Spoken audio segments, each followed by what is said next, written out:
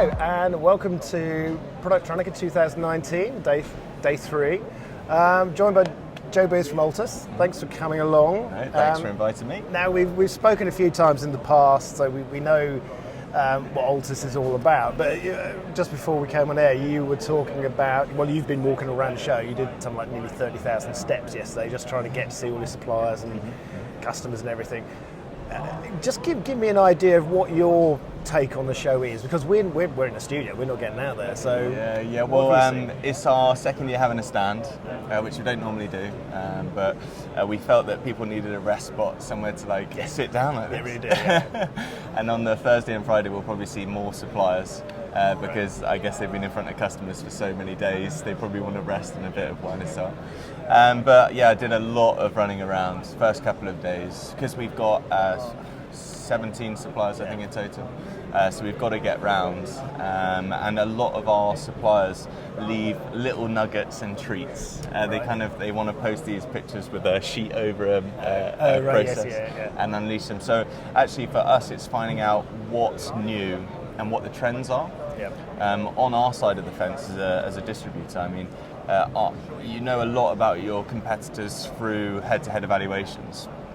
But a show like this, you can see the size of someone's stand, how seriously they're taking a market, what's their marquee product for this season, what's maybe taken a step back, all by the layout of their stand. That's interesting. And even our own suppliers, there's maybe 4 or 5 suppliers that they've released a new product that we weren't even aware of. And I'm like, well, okay. But it's great. It's great that there's new innovations. Yeah. But it's difficult because there's pressure to innovate every 2 years, which is kind of a tough one to sustain. Which, of all the people I've been speaking to, there's a definite increase in the pace that you have to innovate. It's been a conservative industry over the decades. It's been a case of incremental improvements, speed, accuracy, cost. All those areas can be improved on. But now we've got, with the IoT, with smart factories, AI, big data. We've been talking about it for ages, but there seems to be a tipping point where people are bringing products to market because their customers have been asking for things that actually will allow them to connect and communicate with other machines and extract data out of them. Yeah, and that's true. I mean, one of the key things that we've seen from the market and market pressures, we have Sencorp. They're big in depaneling and odd form and final assembly. And odd form is becoming this behemoth area because of automation in the UK. If you can reduce labour costs by automating a process. So you'll see this year at the show, example, other brands have now released an odd form process. Right. And I think that's it's a feedback loop of they can see that something's been successful. Can we adjust a surface mount placement machine into an odd form process? And so there's innovation by finding out what's working in other areas and other suppliers, and then there's genuine innovation of new products. So we were discussing, there's kind of a few really good nuggets that we found here, new suppliers maybe and new partnerships, but we were talking about the Neptune, which is a brand new innovation effectively with measuring of conformal coating. Well, that's not really been available before, but with aeromilitary driving a process or quality check in conformal coating, now there's a new solution to this problem that we've not had before. And it's amazing actually, they're the prototypes there, and it's for batch process, but they're going for an inline, and this is like a feeler to see if something's going to work. Yeah. And then the other one, I mean, AXI, the amount of AXIs that are at the show now, whereas 2 years ago there weren't really that many at all. And this is again another process based on data and aggregating data. Yep. Now it's SPI, pre-reflow AOI, post-reflow AOI and AXI, and integrating that with the CFX line or something like this. Yes, yeah. It's a nice fit. Yeah. No, it's interesting, like you say. I bet, in the past when you come to these shows, you wouldn't have had surprises when you go to people with a new product, whereas now you say, well, hang on. Yeah, I came on Tuesday and I was like, what's this? Yeah. Okay, that's interesting. Yeah. But then it's nice because, I mean, with us and how we got, the benefit of having a distributor at the show, I guess, is that you can come to the stand and they don't have to show you their whole line card. But normally I go, you guys, you know what we've got, but let's talk about something cool. Right, let's go see something that's new, because the rest of it you can see in our demo facility. So then I've been going around these innovative products to get a feel for how they sit. Because of course we have a handful of customers here from the UK. But back in the UK, obviously there's a load of potential ones. But yeah, I think there's really a drive to have something new to speak about. And these days, it's mainly data, or it's like this small niche area that has a new product, and then people scramble to get into that space.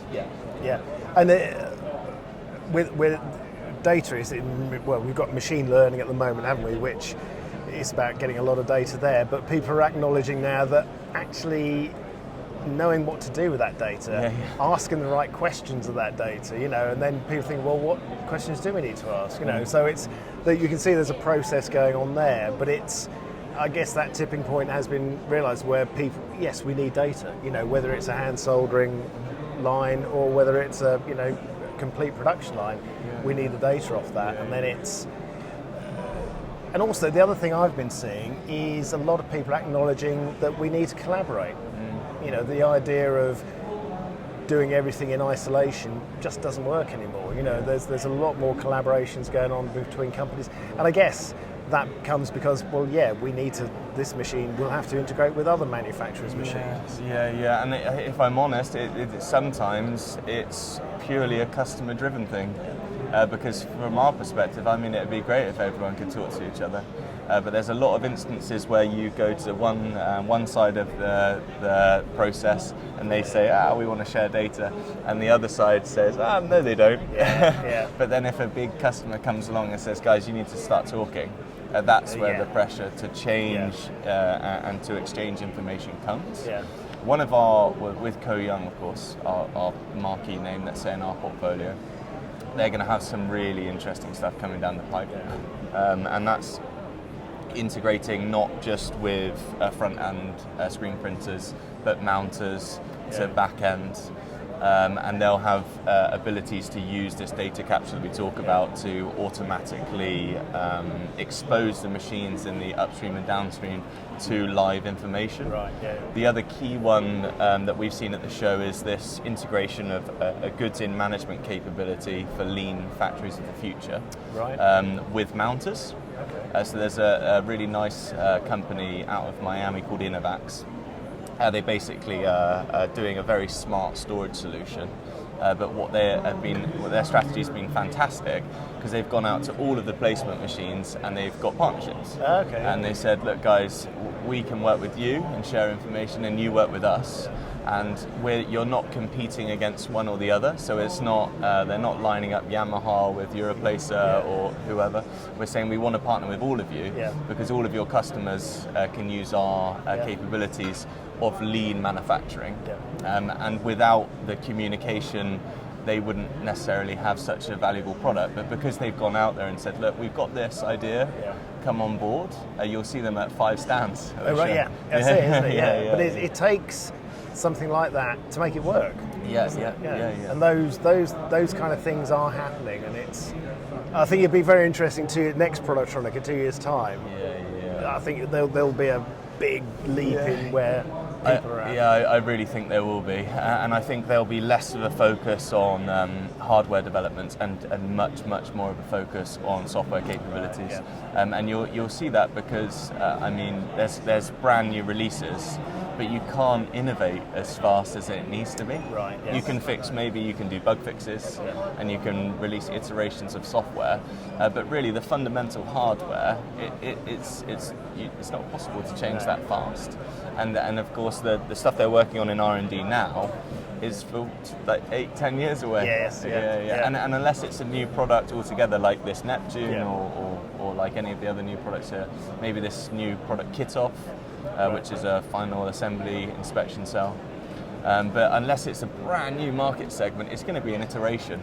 And so the hardware will slow down, but where they'll be able to add more value to customers is, we're using these sensor types, we're using this machinery, but how do I make it a bit smarter, or how do I adjust it, improve your process in production, or for example with this Innovac system, how can I get it so you are paying less money for your stock and improving your cash flows? And so I think people are going to get a bit smart about how they sell software and how they sell value. Yes, yeah. That's interesting times. Yeah. How many steps did you say you did yesterday? Yes, so the Tuesday was 25,000. 25,000, okay. Yeah. Today, I don't know what am I on. I'm maybe getting close. Oh no, I'm less today. Less today. Oh yeah, much less. I'm at 12,000. When we've got a free buy, that's it's tempting. Great to speak, Jake. Thank you. Thanks for stopping by. Enjoy the rest of the show and the final day. And we'll catch up with you at the next show.